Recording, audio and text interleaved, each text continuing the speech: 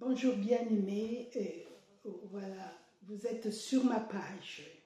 Et sur cette page, aujourd'hui, nous allons partager sur le thème de la prospérité selon Dieu.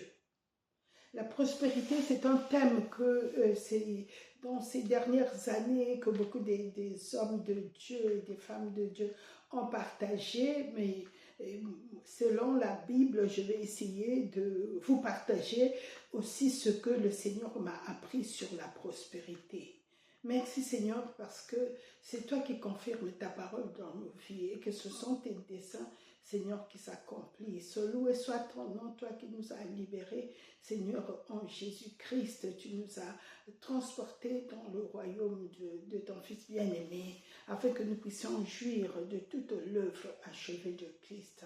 Nous te rendons grâce, notre Dieu, notre Père, au nom de Jésus-Christ. Amen. Voilà, la prospérité, nous allons partir du verset, du chapitre 9 de 2 Corinthiens, qui parle, où le Seigneur nous parle de la prospérité. Mais la prospérité n'est pas seulement le thème de la nouvelle alliance. Nous voyons que dès le commencement, Dieu lui-même, il est prospère. Dans toute sa création, nous voyons qu'il est riche. Sa création est riche. Et quand nous regardons au travers de la création, la Bible nous dit, nous voyons la création raconte la grandeur de Dieu. Et donc nous pouvons, rien qu'en regardant autour de nous, nous pouvons voir les oiseaux, les arbres, les montagnes, mais nous voyons aussi le ciel qui est si large qu'on ne peut voir ni le commencement, ni la fin. Et donc nous voyons la grandeur de Dieu, la richesse de Dieu. Dieu est un Dieu riche. Et quand nous regardons toute sa création, riche en variétés et des diverses couleurs, tout ce que Dieu a fait manifeste sa richesse, manifeste sa grandeur. Mais la richesse de Dieu, au commencement, n'est pas la même que la richesse de l'homme. La considération de la richesse, pour que nous puissions saisir sa profondeur, il faut que nous la regardons selon celui qui l'a mise en place, selon en qui se trouve la richesse. Et quand nous aurons compris pour Dieu ce que c'est que la richesse, ce que c'est que la prospérité pour Dieu, alors nous aurons saisi quelque chose de très important sur ce thème. Et donc jusque-là, nous prenons souvent des passages où nous pouvons démontrer même par des faits réels que Dieu est un Dieu de richesse et que le Seigneur Jésus-Christ est venu pour nous enrichir et que le Saint-Esprit est plein de richesse, de fruits. La provision de Dieu, c'est la source de la provision de Dieu, mais nous devons d'abord comprendre ce que c'est que la richesse selon Dieu, afin que nous puissions être dans la vérité, car Dieu n'accomplit pas les desseins de l'homme, c'est l'homme qui s'aligne sur les desseins de Dieu.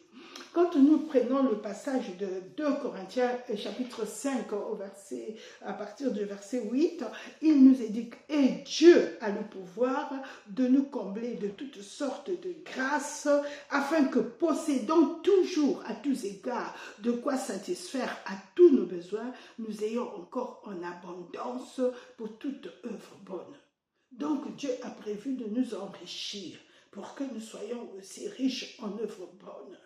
Et donc la richesse de Dieu ici, dès le départ, nous voyons qu'il veut nous enrichir, mais pour un but, pour le dessein de Dieu.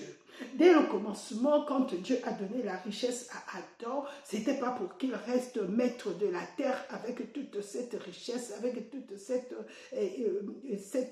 création pour lui tout seul. Dieu avait envisagé beaucoup d'hommes au travers de Adam qui allait bénéficier de toute la terre, de tout ce que Dieu avait mis à sa disposition. Et nous le voyons comment? Parce qu'il avait mis tous les hommes en Adam. Adam n'était pas seul. Il avait été créé avec toute toute l'humanité. Donc toute cette richesse concernait toute l'humanité qui était en Adam et que Adam allait transmettre au fur et à mesure que les hommes allaient polluer allaient se multiplier sur la terre, au fur et à mesure que chacun de nous allait occuper et allait entrer en possession de cette richesse, mais aussi chacun de nous allait être une source de bénédiction pour les autres. Nous le voyons au travers de Abraham. Quand Dieu appelle Abraham au chapitre 12 de la Genèse, nous allons le lire, il lui dit quelque chose de très très important, et c'est la même chose qu'il avait dit presque à Adam quand il les avait créés et placés au jardin d'Adam.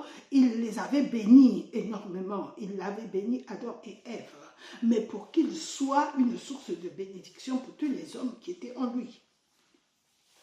À partir de Genèse 12, nous allons lire. L'Éternel dit à Abraham, va-t'en de ton pays, de ta patrie et de la maison de ton père vers le pays que je te montrerai. Je ferai de toi une grande nation et je te bénirai. Je rendrai ton nom grand. Deviens donc une source de bénédiction. Je bénirai ceux qui te béniront, je maudirai ceux qui te maudiront. Toutes les familles de la terre seront bénies en toi. Voilà la parole que Dieu avait donnée à Abraham, et une parole de bénédiction, mais non seulement de bénédiction, il allait être béni et il allait être une source de bénédiction pour toute la terre. Et voilà la bénédiction que Dieu donne. Et c'est la même chose. Ce qu'il a dit à Abraham, c'est ce qu'il avait dit à Ève. Multipliez, soyez féconds. Ça veut dire que ceux qui allaient être multipliés, les hommes qui allaient se multiplier, allaient être aussi prospères en même temps, de la même manière que Adam. Et donc ici, la bénédiction de Dieu, il nous le donne afin que nous puissions être des sources de bénédiction. Nous pouvons retenir vraiment cette phrase parce qu'elle est la clé de la source de notre bénédiction, de notre prospérité et de notre richesse. Nous prospérons parce que nous sommes des sources de bénédiction. Il y a prospérité, il y a multiplication de ce que Dieu nous donne de la richesse quand nous sommes une source de bénédiction, quand nous sommes une source par laquelle d'autres sont bénis. Voilà le but de Dieu, parce que Dieu ne reviendra pas bénir chaque homme, chaque génération, chaque homme qui naît dans son rang, mais il se sert de ceux qui sont là afin que ceux qu'il a déjà bénis soient des sources de bénédiction pour les autres. Idem aussi pour les arbres. Il a créé les arbres, Dieu n'est plus venu recréer d'autres arbres. Les arbres qu'il a créés se multiplient. Les arbres qu'il a créés portent du fruit. Et au travers de leurs fruits, d'autres arbres voient le jour. Et donc pour les hommes, c'est pareil. Il nous a bénis afin que nous soyons des sources de bénédiction, afin que nous soyons des créateurs de prospérité, des créateurs de bénédiction. Et c'est ça le but de Dieu quand il a béni Abraham, afin que Abraham devienne une source de bénédiction. Pareil quand il nous sauve pour que nous soyons une source du salut pour quelqu'un d'autre. Il y a quelqu'un dans ta famille, ou il y a quelqu'un dans une ville, il y a quelqu'un dans une nation qui attend son salut au travers de ton salut. Notre salut n'est pas seulement axé pour nous. Notre salut est la source du salut pour les autres. Quand Dieu nous donne quelque chose, il ne s'arrête pas à nous. Dieu voit tous ceux qui vont être bénis au travers de ce qu'il nous donne. Beaucoup de ceux qu'il a nommés à des postes très importants, par exemple quand nous prenons Daniel, le jour où le roi Nebuchadnezzar l'a béni, Daniel a pensé à ses autres compagnons. Il a pensé à eux au point où le roi les a bénis et les a aussi établis dans d'autres villes. Et donc, nous sommes toujours des sources de bénédiction. Dieu nous a créés pour être de sources de bénédiction. Dieu nous sauve pour être de sources de bénédiction. Dieu nous enrichit pour être des sources de bénédiction. Dieu nous a établis à un poste afin que, quand je partirai de là, que quelqu'un puisse dire, oh, l'élévation de ce frère, oh, l'élévation de cette sœur. m'a permis d'être béni, d'être moi-même aussi élevé dans la société. Oh, l'activité de ce frère a permis que moi aussi je sois actif. Au travers de ce que Dieu nous donne, d'autres sont bénis. Voilà la prospérité de Dieu, voilà la bénédiction de Dieu. Et donc ici nous sommes encore dans l'ancienne alliance, mais Dieu procédait de la même manière, comme il a procédé avec Abraham, il a procédé de même avec Moïse sous la loi, afin qu'il a voulu sauver, il a donné la loi à Moïse, il les a sortis de l'Égypte, afin qu'ils soient un peuple de sacrificateurs, afin qu'au travers eux, les nations qui ne connaissaient pas Dieu puissent réellement voir le véritable Dieu. Voilà le but. Le but de Dieu pour le salut, pour le bienfait, pour notre richesse, pour notre prospérité, c'est afin de bénir beaucoup de personnes. Beaucoup de personnes sont source de bénédiction parce qu'ils ont obéi à Dieu. Et donc nous voyons ici la prospérité selon Dieu, et quand le Seigneur les sort de l'Égypte, il leur donne à manger, il est la source, il est celui qui donne du pain pour que les gens soient nourris. Et bien dans le désert, il ne les a pas laissés comme ça. Tous les jours, il leur donnait du pain, il leur donnait de la manne. Mais il a fait en sorte que cette manne ne soit pas utilisée dans un but égoïste. Le Seigneur avait prévu que la manne que je vous donnerai serait suffisante pour la journée et non pour le lendemain. Parce qu'il connaissait le corps de l'homme. Depuis Adam, le péché a détourné, a défait le cœur de l'homme. Le Seigneur dit dans Ésaïe 55 que les voies de l'homme qui n'est pas converti, de l'homme qui n'a pas été touché par la grâce ou par la justice de Dieu, de l'homme qui n'a pas été changé, l'homme qui n'a pas eu un cœur changé, les voies de cet homme-là ne sont pas les mêmes voies que Dieu. Les pensées de cet homme-là ne sont pas les mêmes pensées que Dieu. C'est dans Ésaïe 55. Le Seigneur dit ceci. Vos voix ne sont pas mes voix. Et il parle de ça, de l'homme qui n'a pas les pensées renouvelées. Il dit, Ésaïe 55, à partir du verset 9, « Autant les cieux sont élevés au-dessus de la terre, autant mes voix sont élevées au-dessus de vos voix et mes pensées au-dessus de vos pensées. » Ici, c'est l'homme qui n'a pas une conscience renouvelée. C'est l'homme qui n'a pas une volonté renouvelée. Parce que nous pouvons être en Christ et ne pas avoir une pensée renouvelée. Bien-aimés, comment notre pensée est renouvelée? Notre pensée est renouvelée quand nous ne nous conformons pas au siècle présent, quand nous ne nous conformons pas à la philosophie environnante. Par exemple, aujourd'hui, la philosophie environnante du monde, c'est s'enrichir. Et l'égoïsme, s'enrichir pour avoir plus. Et deux fois même, les chrétiens utilisent cette philosophie, la richesse liée au matériel, liée aux finances, liée à l'apparence, à ce qu'on voit, et pour justifier la bénédiction de Dieu. Non, bien-aimé. Ici, il dit, je ne me conforme pas. Je ne me conforme pas. Si je ne me conforme pas, c'est que je cherche à être différent. La différence, c'est que j'ai la parole de Dieu. J'ai la connaissance de Dieu. J'ai la définition de Dieu, de comment Dieu définit la richesse, comment Dieu définit la prospérité. J'ai la pensée de Christ. Donc, je ne me conforme pas à la philosophie, à ce qui m'entoure, à la philosophie présente, mais je me conforme à la pensée de Dieu. Comment j'ai la pensée de Dieu? La pensée de Dieu m'a été donnée par la Bible. La pensée de Dieu m'est donnée par sa parole. Quand je considère ce que la parole me dit, alors j'ai la pensée de Dieu. comme ce que nous sommes en train de faire. Nous sommes en train de partager la pensée de Dieu. Qu'est-ce que la prospérité pour Dieu? La prospérité pour Dieu, c'est qu'il a créé Adam afin que d'autres hommes puissent être créés.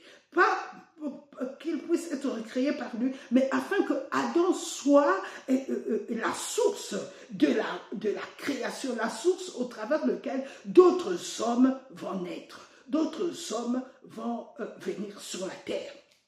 Et pour la bénédiction, c'est la même chose. Quand Dieu nous bénit, c'est afin que nous devenions une source de bénédiction, même pour des personnes que je ne connais pas. Même pour les personnes que je ne connais pas, Dieu peut faire de moi une source de bénédiction pour bénir ces gens-là. Et Jésus a fait la même chose. Quand le Seigneur est venu, il a formé les disciples afin que nous, qui n'étions pas juifs, nous puissions connaître l'évangile, qui est la puissance de Dieu pour notre salut, afin que nous puissions être exposés à la lumière de l'évangile, de la parole de Dieu, et afin que nous soyons sauvés. Pour Dieu, il part toujours d'une personne ou d'un seul élément pour pouvoir libérer la multiplication. C'est Dieu qui multiplie. Mais nous devons comprendre ce principe que quand Dieu me bénit, ça veut dire qu'il veut bénir beaucoup sur la terre. Ça veut dire qu'au travers de ce qu'il me donne, beaucoup de personnes vont être bénies. Voilà la bénédiction de Dieu. Il a été clair avec Abraham, tu seras une source de bénédiction pour toutes les nations. Et quand il l'a dit à Abraham, il fallait bien qu'il le bénisse. Il l'a béni pour que Abraham soit une source de bénédiction. Et même quand nous regardons, Lot a joui de la bénédiction d'Abraham. Mais Abraham a continué à bénir. Et même au point où il accueillait, il exerçait l'hospitalité pour des gens qu'il ne connaissait pas. Comment nous le savons? Nous voyons qu'il a vu 3 hommes qui venaient de loin, et bien Abraham a couru vers eux. Ce n'est pas parce qu'il savait que Dieu était parmi eux, non. C'était des hommes. La Bible nous dit qu'il avait vu des hommes, et la Bible nous dit qu'à cause de l'hospitalité, d'autres ont hébergé, dans le livre d'Hébreux, d'autres ont hébergé des anges. Pourquoi? Donc nous savons qu'Abraham accueillait beaucoup de gens parce qu'il savait qu'il était riche, Dieu l'avait béni et qu'il pouvait se permettre de prendre un chevreau, de dire à sa femme, après donne ceci. Il donnait sans regarder qu'est-ce qui lui restait. Il donnait par rapport à la richesse que Dieu lui avait donnée. Il bénissait les étrangers, les gens qui passaient. S'il avait béni ces anges-là, c'est qu'Abraham bénissait toute personne qui passait devant ses tentes. Nous devons être des sources de bénédiction, pas seulement pour ceux que nous connaissons, mais même pour ceux que nous ne connaissons pas. L'hospitalité, l'ouverture aux autres des sources que Dieu nous donne, et c'est ça qui est la source de bénédiction. Dieu regarde d'abord qu'est-ce que nous faisons de ce qu'il nous confie.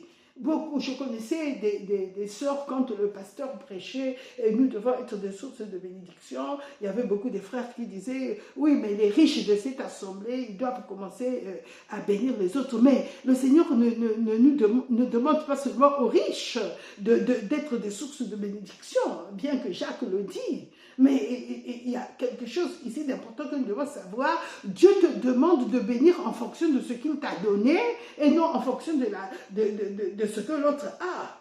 Si à partir de ce que Dieu t'a donné, tu ne bénis pas, ça veut dire que tu considères que Dieu ne t'a pas béni. Parce que la bénédiction n'est pas en fonction de la quantité, mais la bénédiction est en fonction du don que Dieu nous a donné. Le don que Dieu nous a donné, c'est ce don-là, au travers de ce don, il a prévu que je donnerai un tout petit peu à quelqu'un d'autre. Il a prévu que je bénirai quelqu'un d'autre, parce que Dieu est un Dieu de justice. Il ne peut pas nous donner par égoïsme pour que nous soyons égoïstes, non. Pour que nous ne voyons que nous. Non, le Seigneur, quand il nous bénit, il voit qu'au travers de ce qu'il nous donne, même si c'est quelques cacahuètes, quelques bénédictions, mais quand nous donnons à quelqu'un d'autre, eh ben, nous obéissons à la parole de Dieu. Il dit afin que je sois une source de bénédiction. Et d'ailleurs, ce verset que nous avons lu en premier dit ceci dans 2 Corinthiens 9, à partir du verset 8. Il dit, et Dieu peut me combler de toutes sortes de grâces, afin que possédant toujours à tous égards de quoi satisfaire à tous mes besoins, j'ai encore en abondance pour toute bonne œuvre. J'ai encore en abondance pour toute bonne œuvre. Donc ça veut dire que quand Dieu nous donne, quand Dieu nous bénit, il a prévu dans cette bénédiction que d'autres seront bénis. Il y a toujours quelqu'un qui manque quelque chose à qui je vais donner. Quelqu'un que Dieu veut bénir au travers de moi. Voilà la bénédiction de Dieu. Et donc la prospérité ici de Dieu est en fonction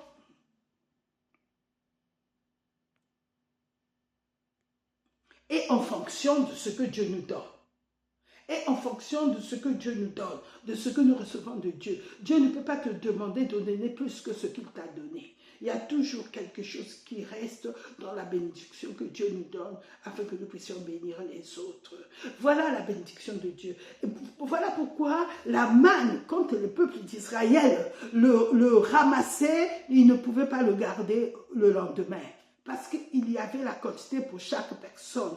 Et ils n'étaient pas tenus, Dieu ne leur demandait pas de donner à quelqu'un d'autre. Chacun prenait la quantité qui lui était nécessaire. Et Dieu n'a pas permis que les gens puissent l'utiliser. Parce que si la manne ne pourrissait pas, beaucoup allaient l'utiliser pour le vendre ou bien pour faire quoi que ce soit. Et c'est ce qui arrive souvent à l'homme quand l'homme est béni. Quand l'homme est béni, il veut amasser. Dieu ne nous donne pas pour amasser. Dieu nous donne pour que nous soyons une source de bénédiction. Nous ressemblons à la mer de Galilée. La mer de Galilée reçoit de l'eau du Jourdain afin de pouvoir produire de poissons et de libérer cette eau de l'autre côté qui va vers la mer morte.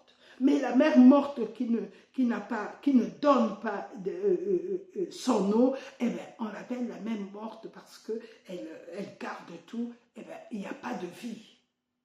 Il y a la vie dans la bénédiction que Dieu nous donne quand cette bénédiction devient une source de vie pour quelqu'un d'autre.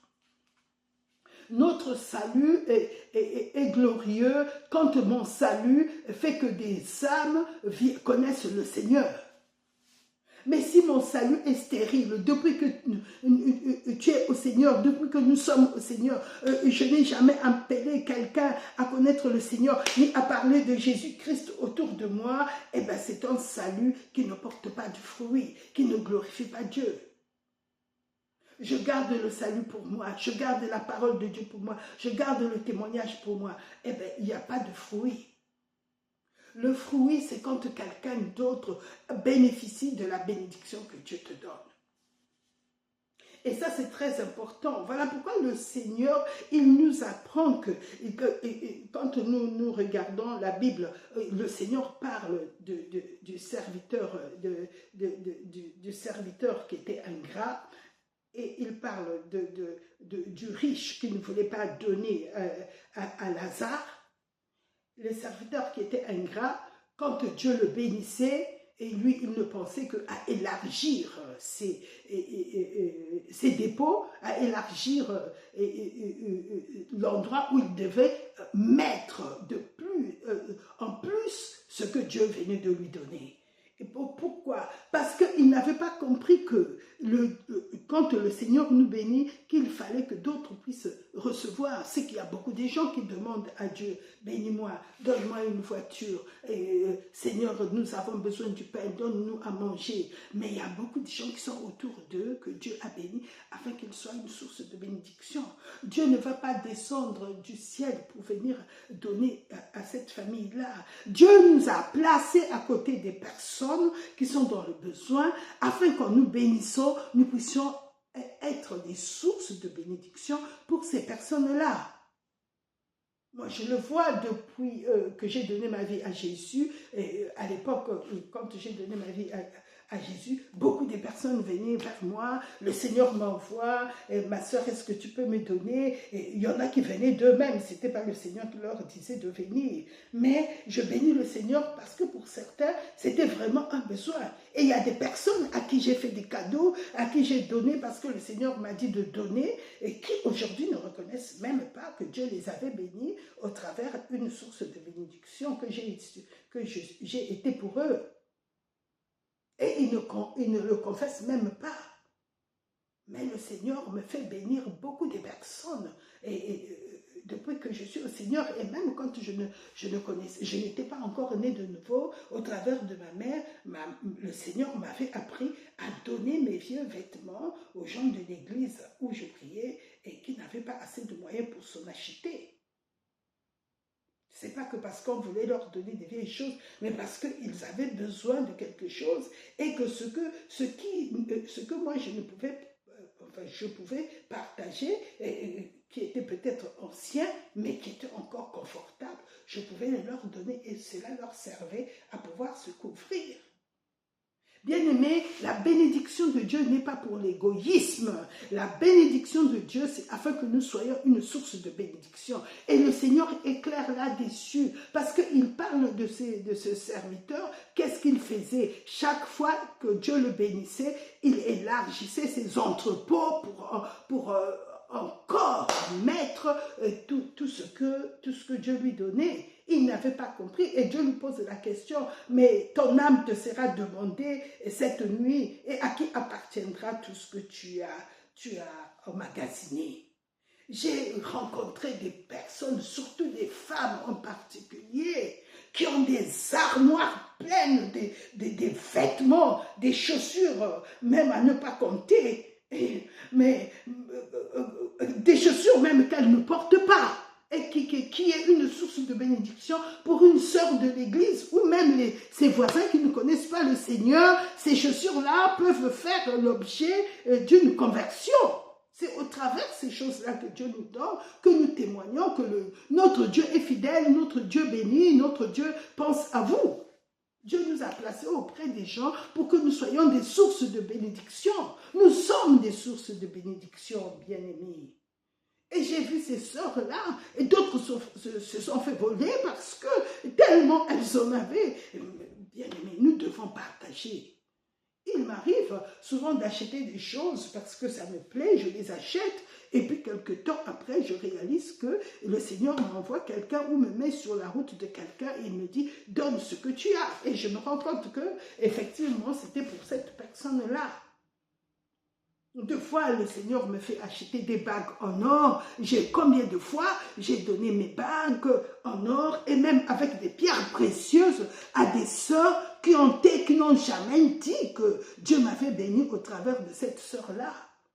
J'avais un joli bracelet en ivoire monté d'or quand je suis partie du Gabon. Je l'ai donné à une jeune sœur. Je ne sais pas si elle l'avait donné à sa mère, mais jamais quand je l'ai revue, jamais elle n'a reconnu que Dieu m'avait béni au travers de toi. La reconnaissance est quelque chose de très important pour Dieu.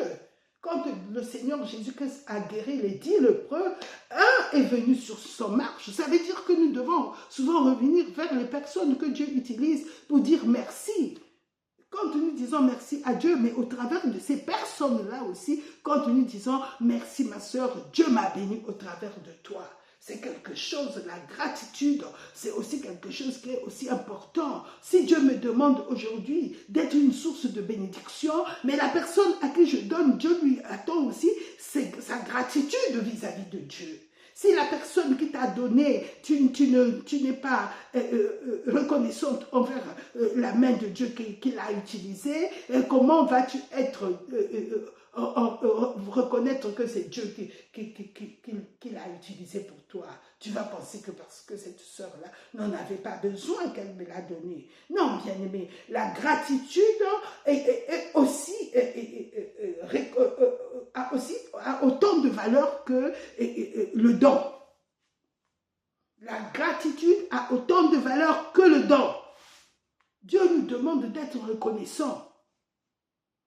Alors, c'était grave pour cette personne-là qui a emmagasiné, qui préférait élargir ses entrepôts pour mettre ses grains, pour mettre tout ce qu'il avait. Comme aujourd'hui, des gens, je vais acheter une autre armoire pour mettre tant d'habits parce que je ne sais plus où mettre ça. Tu ne sais plus où mettre ça, mais il y a tant de personnes qui n'ont pas de quoi porter dignement. Et toi, tu emmagasines des choses que nous ne portons souvent pas. Nous devons libérer les bénédictions des autres. Nous ne devons pas être les gardiens des bénédictions. Chaque fois que le Seigneur me donne une grosse somme, je sais qu'il y a quelque chose qui est attaché à ça. Il y avait un ministère quand j'habitais Nice qui n'avait même pas de fauteuil ni de bureau. Et moi, je sais que quand le Seigneur m'avait béni, c'était pour ces gens-là, afin qu'ils puissent s'acheter des bureaux, des tables. Quelques jours après, ils m'ont appelé, viens visiter nos bureaux. Et bien, j'ai trouvé une table là-bas et le Seigneur m'a dit, c'est à cause de ce que tu leur avais donné. Les 1500 que tu leur as donné a servi, 1500 € que tu leur as donné a servi d'acheter cette table-là. Même s'ils n'avaient rien dit. Mais le Seigneur, il nous utilise. Nous sommes des sources de bénédictions pour ceux qui nous entourent. Même si ces gens-là ne sont pas reconnaissants, mais cela ne doit pas freiner notre obéissance. Nous devons obéir au Seigneur parce qu'il avait destiné, il nous a destiné à ça dans ses desseins. Nous sommes des sources de bénédiction. Et personne ne peut arrêter cela, sauf nous-mêmes. Si je commence à construire des entrepôts pour emmagasiner, alors là, il y a un problème. Parce que le Seigneur, il sait que chaque fois qu'il me donne quelque chose, les gens seront bénis autour de moi. Les gens seront bénis autour de moi. Et quand il me donnera la parole, les gens seront bénis autour de moi. Cette parole que je suis en train de vous partager va nous libérer de tout ce qui a voulu nous attacher, de tout ce qui a voulu nous limiter. Le Seigneur va ouvrir les voies, va élargir les frontières, va libérer. Pourquoi? Parce que nous rentrons dans notre héritage, être une source de bénédiction. Nous sommes des sources de bénédiction. Quand il a béni Abraham, afin que Dieu nous bénisse, afin que nous soyons des sources de bénédiction, afin que nous bénissons les nations. Et cela a été un défaut, parce que c'est en ce moment-là que je comprendrai qu'en tout besoin, Jésus-Christ a tout pourvu. Il a tout pourvu. La véritable source de bénédiction, le véritable chemin d'où Dieu nous bénit, c'est le seul chemin qui vient du ciel, c'est le Seigneur Jésus. Il a dit, je suis le ciel, l'échelle. Vous verrez désormais sur le Fils de l'homme les anges monter et descendre. C'est l'échelle de notre vie, c'est le salut de notre vie, c'est au travers de lui que nous sommes bénis, que nous recevons toutes les bénédictions. Il a dit, cherchez premièrement le royaume de Dieu et sa justice. Le royaume de Dieu, c'est le Christ, sa justice, c'est la justice de Jésus-Christ. Une fois que nous avons Jésus dans notre vie, il est la bénédiction du ciel, il est le trésor du ciel. Le Saint-Esprit et le Seigneur Jésus-Christ sont un. Le Seigneur Jésus, c'est la parole, et le Saint-Esprit, il atteste ce que la parole a fait. Jésus-Christ a tout accompli. Et le Saint-Esprit vient attester dans nos vies tout ce que Dieu nous a donné au travers de Jésus-Christ. Tout ce dont nous avons besoin, Dieu nous l'a donné au travers de Jésus-Christ. Tout ce dont nous avons besoin dans notre vie, au travers de Jésus-Christ, il est la plénitude de Dieu. Il est la plénitude de Dieu. Nous avons tout en lui. Il est la source de bénédiction dans la vie de quelqu'un. Pourquoi il est important? Parce que un homme sans Dieu, il n'est que un être humain. Mais quand nous avons Christ en nous, eh bien nous avons la présence de Dieu en nous. Dieu vit en nous. Je ne suis plus un être humain, je suis fils de Dieu. À cause de son esprit qui habite en moi, l'esprit atteste que je suis fils de Dieu. Son esprit rend témoignage à mon esprit que je suis enfant de Dieu. À cause de son identité prime sur tout. Son identité prime sur mon âme, son identité prime sur mon corps. Ce n'est plus la naissance de mes parents qui prime, non. L'identité que j'ai de Christ, le Saint-Esprit en moi, atteste que je ne suis plus une créature naturelle, mais je suis une créature surnaturelle. Dont Dieu fait partie maintenant de ma vie. Dieu habite en moi, Christ habite en moi. Il a changé mon identité. Il m'a rendu participant de la nature de Dieu. Je ne suis plus seulement humain, mais je suis fils de Dieu. Dieu habite en moi, j'ai l'identité de Dieu, j'ai la nature de Dieu. À cause de la présence du Saint-Esprit, ça a changé tout. Et donc, en Christ, j'ai tout pleinement en lui, qui est le chef de toute principauté et de tout pouvoir. En lui se trouve corporellement, il dit bien corporellement, je suis son corps. En lui se trouve corporellement toute la plénitude de la divinité. C'est-à-dire qu'il n'y a rien qui est en Dieu que je n'ai pas en Christ. Jésus-Christ qui vit en moi, il est celui en qui se trouve toute la divinité de Dieu. Le Saint-Esprit qui vit en moi est toute la divinité de Dieu.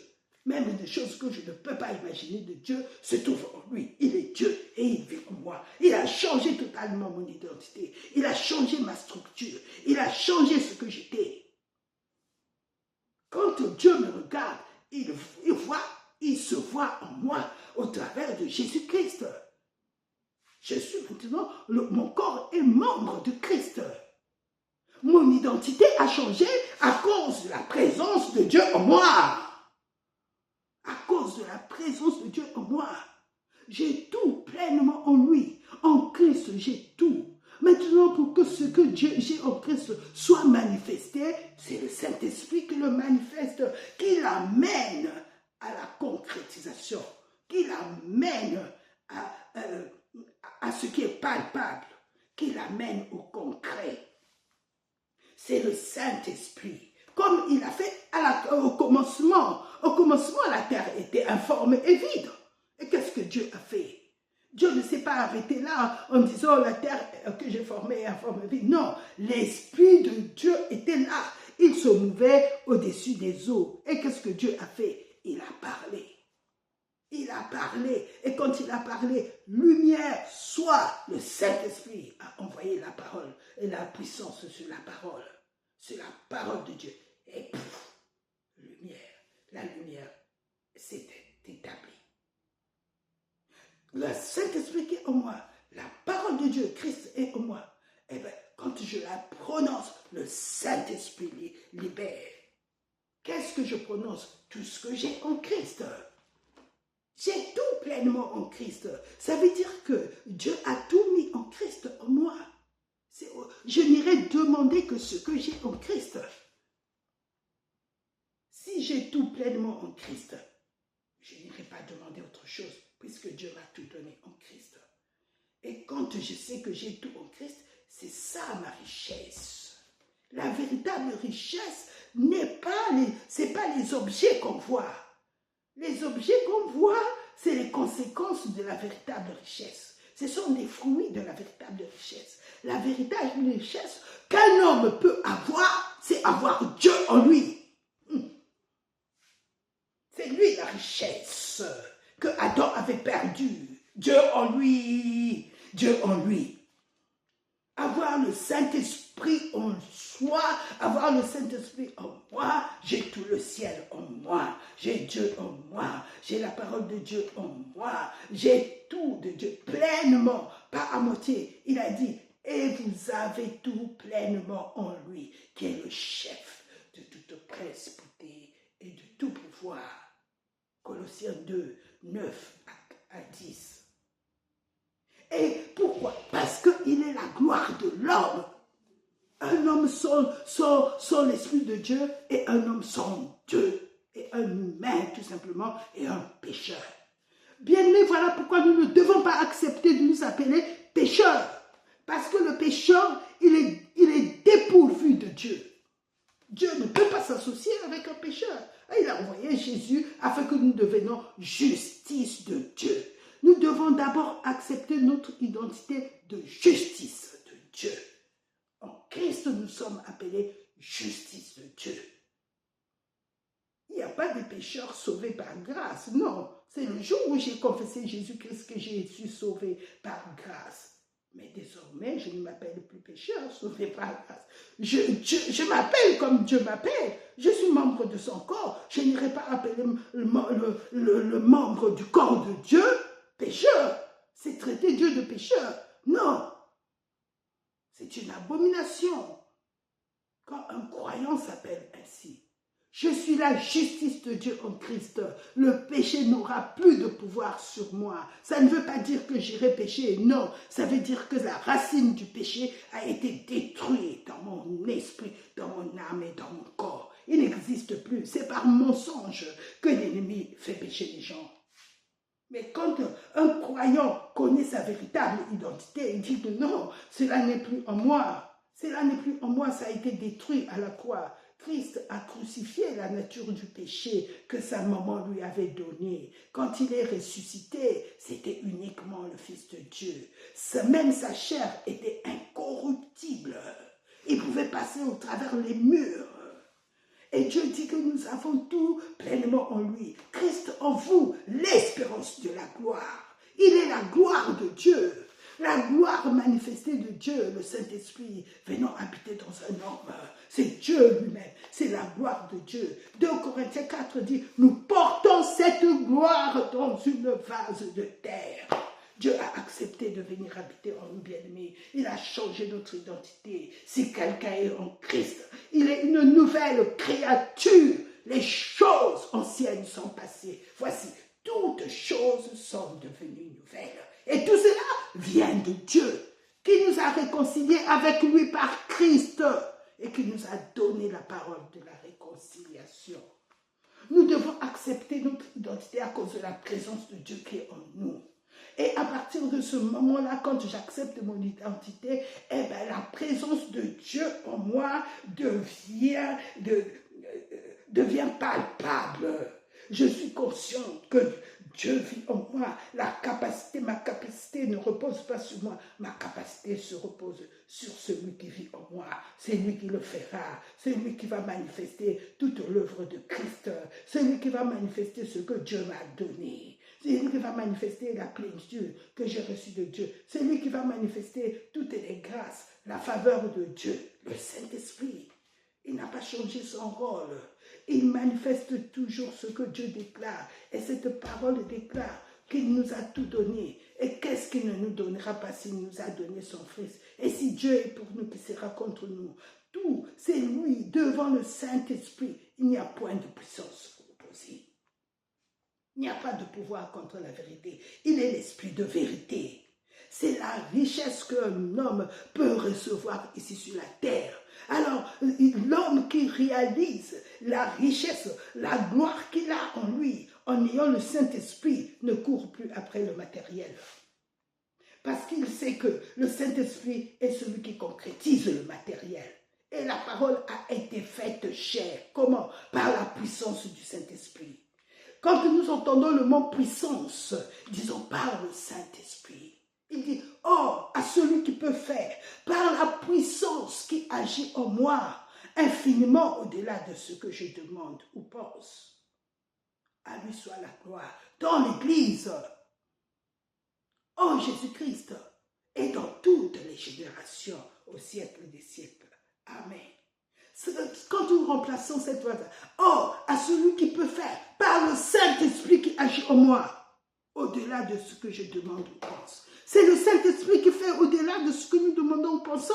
C'est le Saint-Esprit en nous. C'est Dieu en nous. Bien-aimés, nous devons savoir que la richesse de l'homme, la véritable richesse de l'homme, c'est Dieu. C'est Dieu, au travers qui les anges montent et descendent. C'est Jésus-Christ. L'échelle que Jacob avait vue. Et quand tu as Jésus dans ta vie, tu as le ciel ouvert. Il est la porte du ciel. Il est la porte du trésor du ciel. Tout ce que vous demanderez à mon nom, je le ferai. Il n'a pas dit seulement mon Père le fera, il dit je le ferai. Je le ferai. Il est le garant de l'accomplissement de tout ce que nous demandons. Tout ce que nous demandons, il a déjà pourvu. Dieu nous a pourvu en nous donnant son Fils. Il dit dans Romains 8, mais Dieu nous donnera toutes choses avec lui. S'il nous a donné son Fils, c'est au travers de son Fils que nous avons reçu tout du ciel. Tout du ciel. Cherchez premièrement le royaume de Dieu et sa justice, et toutes choses vous seront données. Cherchez premièrement Jésus-Christ et sa justice, et toutes choses vous seront données. C'est lui le royaume. Celui, le royaume, c'est en lui que nous sommes bâtis. Je m'en vais vous préparer une place. C'est en lui que nous vivons. C'est en lui que nous sommes. Il est notre véritable richesse. Et quand nous ne sommes pas attachés aux richesses visibles, la richesse qu'il est continue à couler. Pourquoi? Parce que nous ne sommes plus égoïstes. Nous savons que le fleuve de richesse, de la prospérité qu'il est, Jésus-Christ, ne tarit jamais. Ne tarit jamais. Et ne défaille point.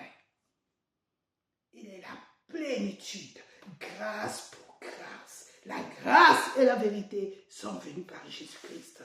Bien-aimé, c'est le trésor le plus précieux que Dieu possédait et il nous l'a donné afin que l'homme puisse recevoir au travers de Jésus-Christ tout ce qui est dans les cieux et que la terre, sur la terre, soit manifestée la grâce de Dieu et la faveur de Dieu pour nous.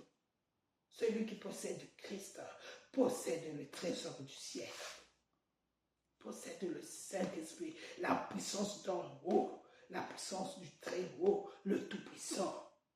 Bien-aimé, c'est de ça qu'il s'agit, la véritable prospérité, la véritable richesse. Les gens ne l'ayant pas compris, eh bien, même les églises, même les ministères, ils sont tombés dans le panneau du menteur. C'est Dieu qui est notre source, c'est Dieu qui est notre source, mais combien de fois on les entend faire des appels, des offrandes? Bien-aimés, même ceux qui ont commencé à ne compter que sur Dieu, qu'est-ce qu'ils faisaient au départ? Ils demandaient à Dieu et Dieu touchait lui-même. C'est Dieu qui touche, c'est Dieu qui fait de nous les sources de bénédiction. N'allons pas vers la source de bénédiction, mais allons vers Dieu. Et ceux qui demandent au Père, le Seigneur a dit, quand vous demandez, demandez et il vous sera donné. On donne à quiconque demande. Mais quand tu commences à t'adresser aux sources, ça veut dire que tu dépends maintenant des sources. Et quand on dépend des sources, eh bien, on ne dépend plus de la source qui bénit les sources. Nous devons comprendre cela, bien-aimés. Et on cessera de crier sur les gens. Et il faut que vous donnez, il faut que vous donnez, il faut que vous donnez. En faire maintenant, balayer, défiler les seaux des offrandes. Oui, c'est bien les offrandes. Mais c'est Dieu qui touche les cœurs afin que les offrandes soient libérées.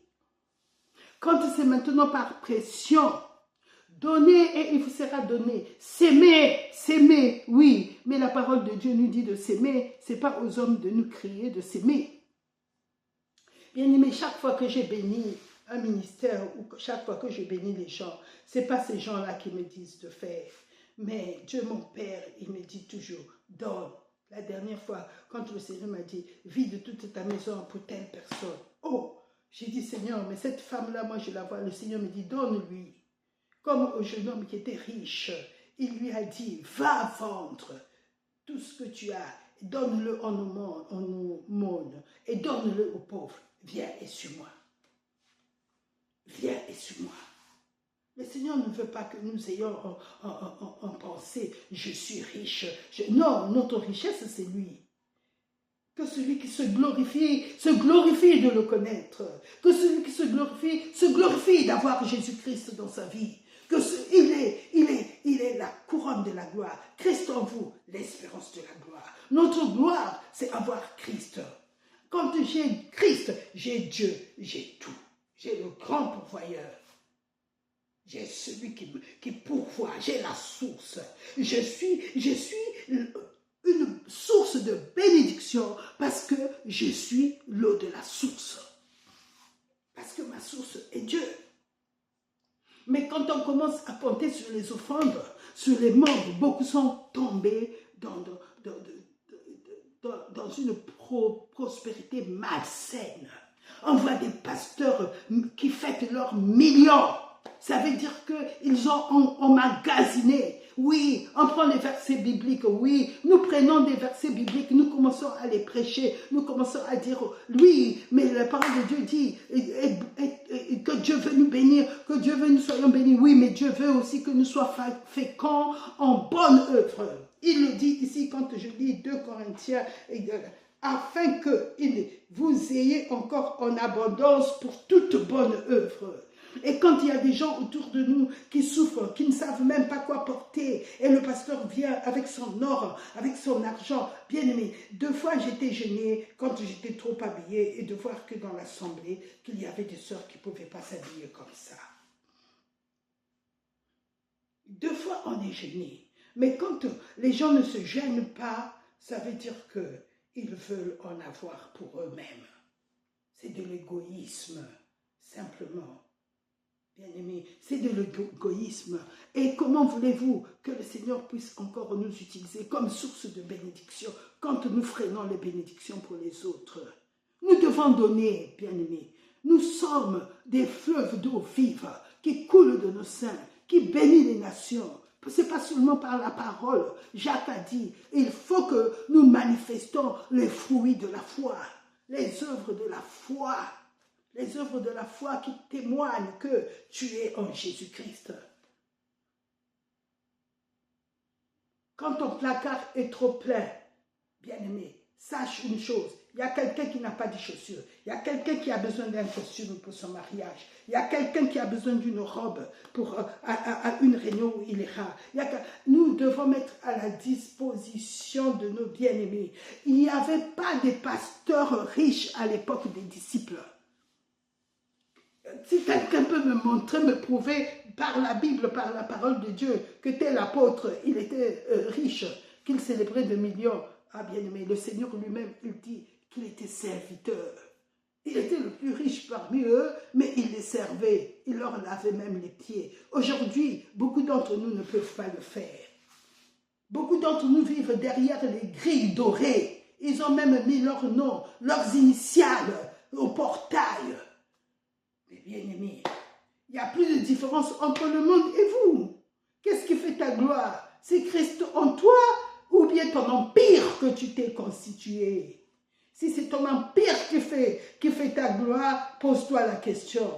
Qu'un jour le Seigneur ne te dise pas, arrière de moi, vous qui commettez l'iniquité, parce qu'il y a trop de gens qui pleurent autour de toi. Bien aimé, le Seigneur, il considère la richesse que c'est lui, notre richesse. Voilà pourquoi il a dit au jeune homme riche, va vendre et suis-moi. C'est-à-dire, c'est moi la véritable richesse. Ce que tu es, c'est du pipeau.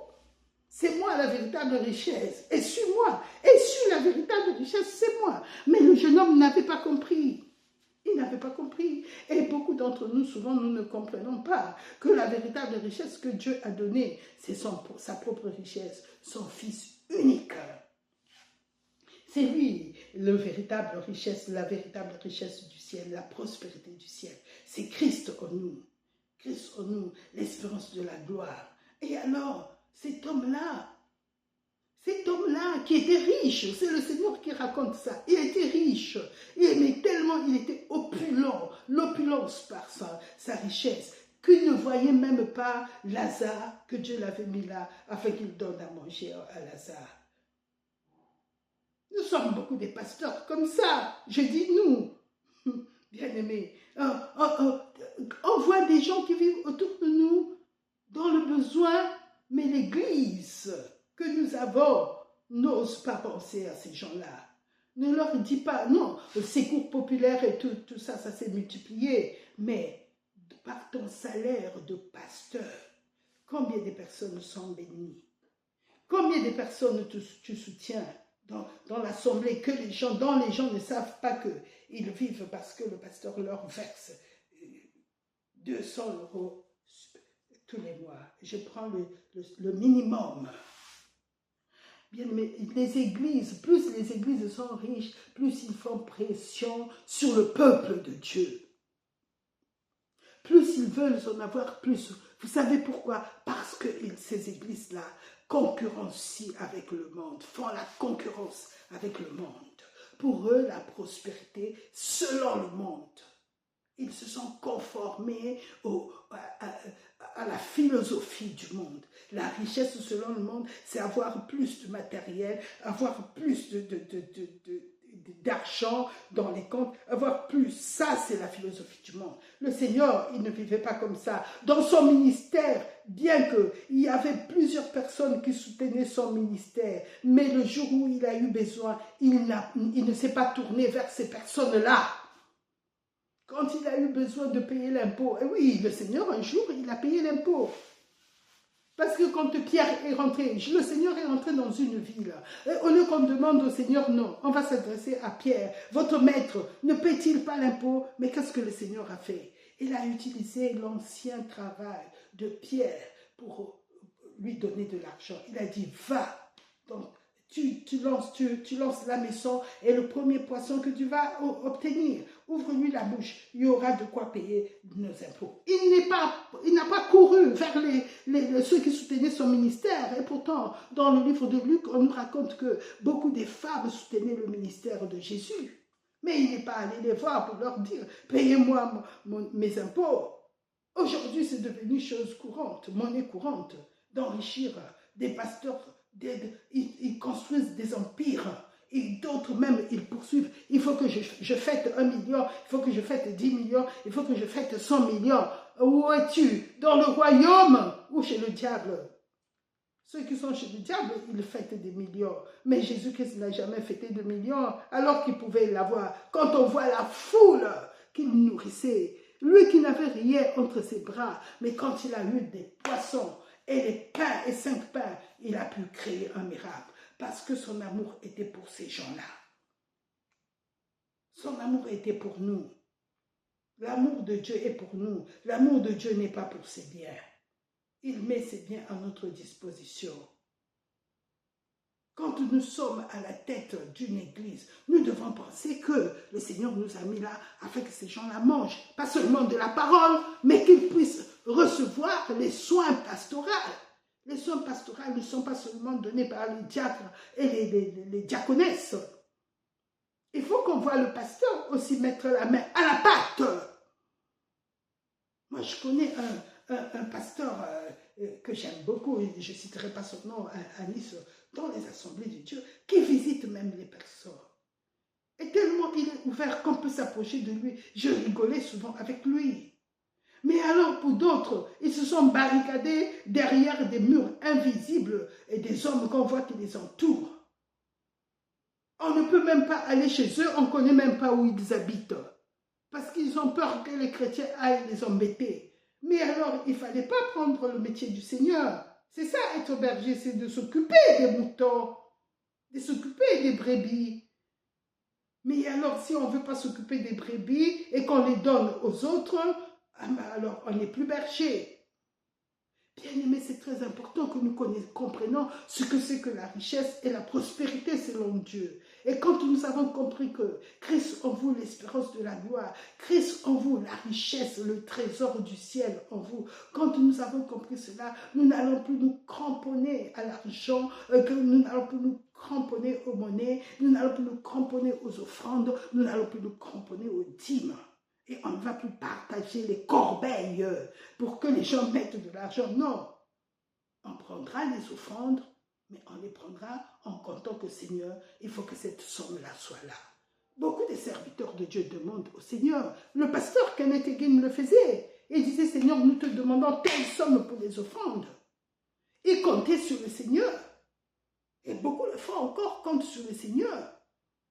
Mais quand vous allez dans les églises où on vous fait pression sur les dîmes et les offrandes, vous donnez et on vous dit vous allez être béni. Non, Dieu ne bénit pas des œuvres de la chair.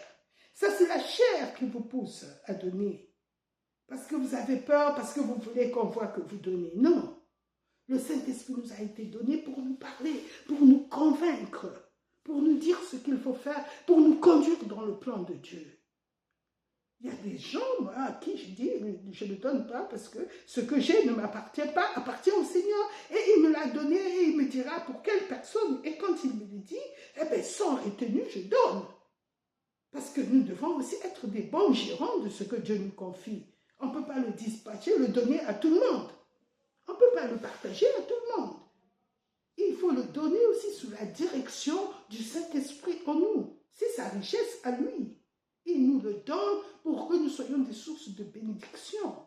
Parce que c'est à ça qu'il nous a appelés. Et quand on garde, c'est pas bon. Nous devons libérer les biens que Dieu nous donne, afin que Dieu puisse nous donner encore des plus grands biens à pouvoir dispenser.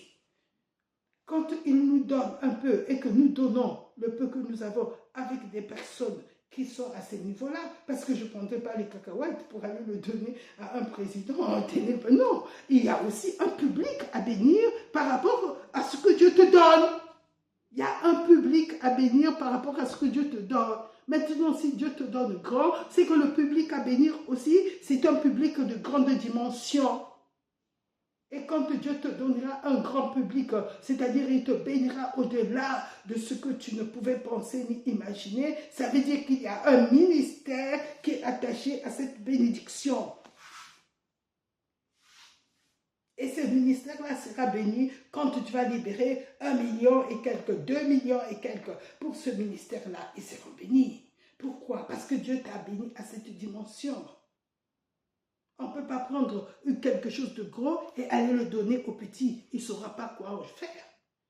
Mais celui qui a un grand besoin, c'est lui que le Seigneur te dira, va le donner. Les voitures, il faut les donner parce que le Seigneur t'a dit, donne et je te donnerai une autre. Pendant que tu es en train de dire, Seigneur, change-moi ma voiture. Seigneur, le Seigneur te dit, celle-là, elle est encore bonne. Telle personne m'a demandé la voiture. Il faut que je la lui donne. Mais nous devons faire très attention des fausses prophéties aussi. Une fois, j'étais dans une assemblée, quelqu'un a commencé à parler de ma voiture, que je devais la donner à quelqu'un. J'ai dit, mon Dieu, je viens de donner celle que j'avais et le Seigneur vient de me la donner. Et alors, j'attends que le Seigneur me confirme. Et bien, plus tard, qu'est-ce que j'avais découvert? Il faisait pression sur l'Église et sur les croyants. Donc, bien aimés, nous devons comprendre ce que c'est que la véritable prospérité. Dieu me bénit afin que je sois une source de bénédiction. Dieu nous bénit afin que nous soyons une source de bénédiction autour de nous. Et deux fois même des gens que nous ne connaissons pas. Deux fois le Seigneur peut nous donner le nom de la personne ou la famille à bénir ou les gens à bénir. Mais nous devons savoir que nous sommes des sources de bénédiction. En Jésus-Christ, nous avons tout pleinement. Et quand je confesse la parole de Dieu, quand je demande, basé sur la parole de Dieu, tout ce qui est bon, qui m'a été donné par Jésus-Christ et en Jésus-Christ, le Saint-Esprit va le manifester. Je m'attends à ce que le Seigneur le manifeste. Pourquoi? Parce que c'est dans ma bénédiction. C'est dans ma bénédiction. Le Seigneur va le manifester. Dieu répond toujours à nos prières parce que cela nous a déjà été donné en Jésus-Christ. Et par Jésus-Christ, Dieu nous a tout donné par Jésus-Christ. Il est notre trésor. Il nous a tout donné. La Bible dit, à partir de Romains 8, le Seigneur nous dit ceci. Cela m'a beaucoup touché quand le Seigneur nous dit. Il dit ici qu'il nous a donné tout par grâce. Il dit à partir du verset 32, Romains 8, 32, « Lui qui n'a pas épargné son propre fils, mais qui l'a livré pour nous tous, comment ne nous donnera-t-il pas aussi toutes choses? Comment ne nous donnera-t-il pas tout avec lui par grâce? » Donc la grâce de Dieu a pourvu. Par Jésus-Christ, nous avons reçu de sa plénitude. Et grâce pour grâce. La grâce et la vérité sont venues par Jésus-Christ.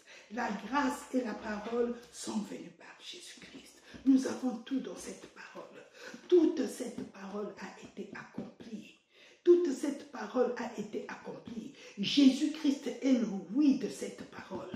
J'ai besoin de quelque chose. Jésus dit oui. Oui, tu as reçu. Cela se trouve en moi. Oui. Et la Bible dit dans 2 Corinthiens 1, verset 20, toutes les promesses de Dieu sont ces oui en lui. C'est donc aussi par lui. Alors c'est donc aussi par lui que nous disons l'amen à Dieu pour sa gloire. Toutes les promesses de Dieu sont ce oui en lui. C'est donc aussi par lui que nous disons à Dieu l'amen pour sa gloire.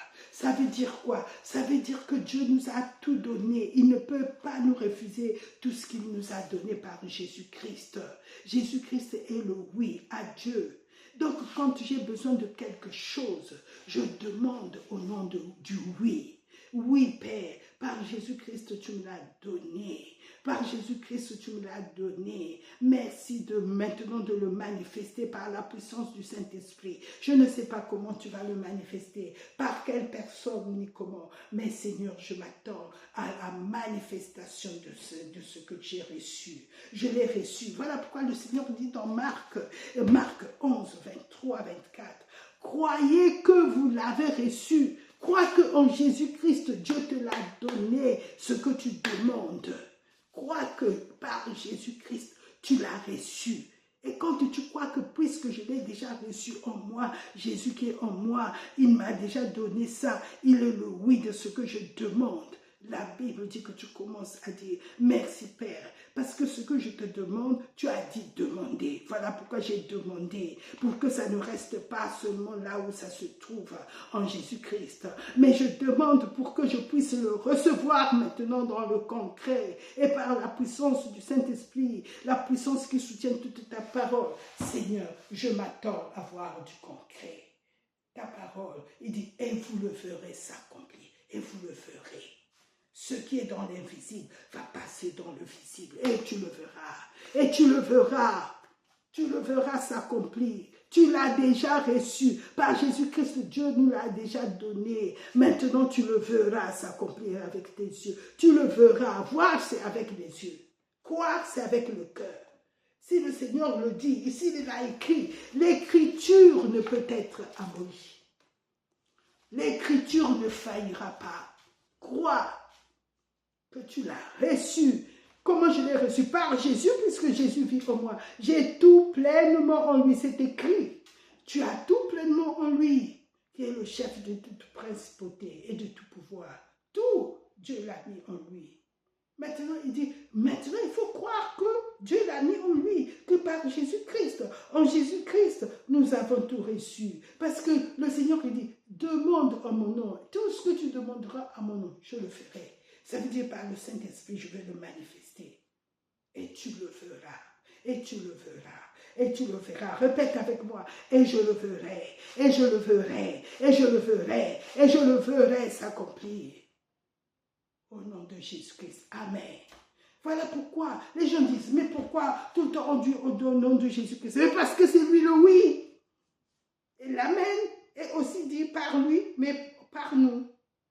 L'amen. Toutes les promesses de Dieu sont ce oui en lui. C'est donc aussi par lui que nous disons Amen à Dieu pour sa gloire. Donc c'est en son nom. Quand je dis au nom de Jésus-Christ, Amen, ça veut dire que c'est en son nom que j'ai dit Amen. Il est le oui et l'amen. Donc attendons-nous à voir toutes les bénédictions. Ne doute plus. Tu doutais parce que tu ne savais pas que tu l'avais reçu. En recevant Jésus-Christ, tu as tout reçu. S'il nous a donné son Fils, il nous a tout donné par lui. C'est ça aujourd'hui que je voulais partager avec vous, que le Seigneur m'a donné. Et c'est comme ça que le Saint-Esprit me l'a enseigné en me basant sur sa parole. Pas en comptant sur les hommes. Même les pasteurs des églises comptent sur les hommes. Et alors ces hommes-là les font souvent marcher. Ils donnent et souvent ils ne donnent pas. Et souvent ils sont angoissés. Pourquoi? Parce qu'ils ne se sont pas adressés à Dieu. Mais ils ont élevé leur ministère sur les dîmes et les offrandes. Donner eux-mêmes, ils sont sous pression. Pourquoi? Parce qu'ils comptent sur les dîmes et les offrandes. Mais les véritables pasteurs qui passent leur temps dans la prière, genoux à terre, qui s'attendent à Dieu, ne parlent même plus de ces choses-là dans les églises. Ils ne partent que pour récolter ce que Dieu leur a déjà donné. Le Seigneur connaît les besoins de l'église. Ce n'est pas la peine de trop les chanter à l'église, mais va le dire au Seigneur. Et quand tu dis, Seigneur, voilà le besoin de l'église, je sais que tu le connais déjà. Et je sais que c'est toi qui as pourvu par Jésus-Christ à ce besoin. Donc je m'attends, Seigneur, à ce que tu manifestes ta plénitude. Tu as dit que je ne manquerai de rien. Tu m'as confié les brebis. Les brebis ne manqueront de rien. Je m'attends à toi. Les pasteurs qui s'attendent à Christ, jamais ils ne sont déçus. Ils reçoivent même au-delà de ce qu'ils ont pensé ou imaginé. Ils reçoivent même des offrandes des pays lointains. Ils reçoivent des miracles financiers d'une façon extraordinaire. Pourquoi? Parce que sur Dieu est fondée leur espérance. Christ en vous, l'espérance de la gloire. Quels que soient les millions de personnes qui peuvent être dans une assemblée, ils ne sont pas la richesse de cette assemblée. Christ en vous, l'espérance de la gloire. C'est Christ qui est la richesse de chaque assemblée. Chaque assemblée se trouve assemblée en Christ. Il dit quoi? Dans Apocalypse, nous voyons, il tient les églises, les étoiles et les chandeliers. Il marche au milieu des 7 églises. Il marche au milieu. Il est le chandelier de chaque église. C'est lui qui soutient les églises. C'est lui le soutien spirituel. C'est lui le soutien surnaturel, financier. C'est lui le soutien. Arrêtons de faire des sommes la banque des églises. Et quand tous ces gens ne seront plus là, que deviendraient ces assemblées? Christ est la banque de l'église. Christ est le trésor du ciel et le trésor de l'église. Il est la pièce maîtresse d'une église. C'est en Christ que l'église est fondée. Et quand je suis béni, ma bénédiction, ma richesse, je ne crains point, parce qu'elle vient, elle a pour fondement Christ lui-même. Le Saint-Esprit est ma source. Il est la source vivante, la source spirituelle, ma source financière, ma source matérielle, ma source affective, ma source d'amour, l'amour qui ne tarit jamais, qui est élevé au-delà de nier, l'amour intarissable et l'amour éternel. Nous devons compter sur Dieu. Voilà, et c'est lui qui nous donne la pensée, comment diriger ses finances, vers qui il faut donner. Alors nous ne serons pas des serviteurs infidèles qui regardent à ce que Dieu leur a donné, mais qui regardent et qui écoutent ce que Dieu va leur dire. Qu'est-ce qu'il faut faire et comment il faut faire. Et Dieu ne nous oublie pas. Il dit que c'est lui qui donne du pain aux semeurs et la sémence. Donc, quand il donne la sémence, dans la semence, il donne aussi du pain. Et il nous donne du pain pour nous et il donne la sémence pour s'aimer. Il ne peut pas nous donner pour s'aimer. Non. Dieu est un bon donneur.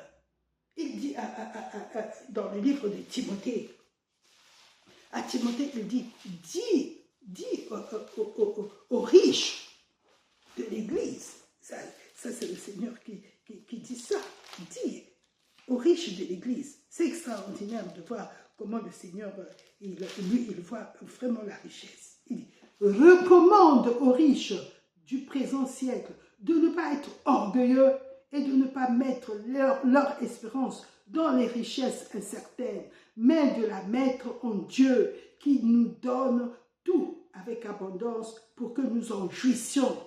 Qu'ils fassent le bien, qu'ils soient riches en œuvres bonnes, qu'ils aient de la libéralité, de la générosité.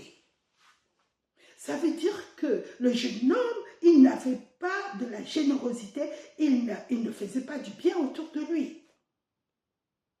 Bien aimé, même dans l'Ancienne Alliance, Dieu avait prévu la richesse, mais pas comme l'homme impie le pense. Quand nous lisons dans Deutéronome 8, il est dit ceci, tu te souviendras, parce que le méchant, il ne se souvient pas que c'est Dieu qui le bénit, il pense que quand je vais multiplier mes dollars, je vais multiplier mes euros, je vais multiplier mon argent, c'est là où la richesse va se multiplier. Non, bien-aimé, c'est Dieu qui multiplie. Il dit, tu te souviendras de l'Éternel ton Dieu, car c'est lui qui te donne de la force pour acquérir ses richesses, afin de confirmer, comme il le fait aujourd'hui, son alliance qu'il a jurée à tes pères. Notre père, c'est Abraham. C'est Abraham qui l'a béni en Jésus-Christ. La bénédiction d'Abraham devient ma bénédiction. Pourquoi? Parce que c'est Jésus-Christ, la descendance, la véritable descendance d'Abraham, au travers qui les nations allaient être bénies. Quand il dit à Abraham, les nations seront bénies par ta descendance, il parlait de Jésus-Christ qui allait porter nos péchés de toutes les nations et Dieu allait nous rendre justes. Ici, la bénédiction dont Dieu parle, c'est la justice de Dieu que nous recevons par Jésus-Christ. Parce qu'Abraham, il a été justifié. Dieu l'a déclaré juste. Pourquoi? Parce qu'il avait cru.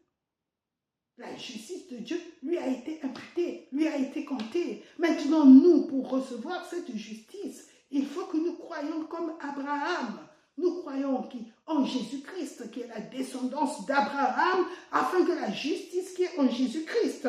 Parce qu'Abraham avait eu cette justice. Mais d'où nous venait la justice? Pas seulement de Dieu.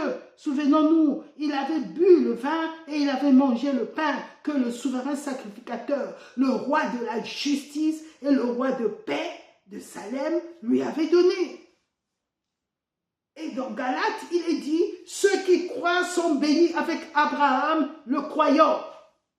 C'est quand je crois que je deviens une source de bénédiction. Et parce que j'ai cru en Jésus-Christ, alors je suis la descendance d'Abraham. Cette bénédiction que Dieu avait prononcée sur Abraham, tu seras béni et tu seras une source de bénédiction pour toutes les nations, vient sur moi. Et non seulement ça, Dieu a juré. Dans Genèse 22, il dit, je le jure que je te bénirai.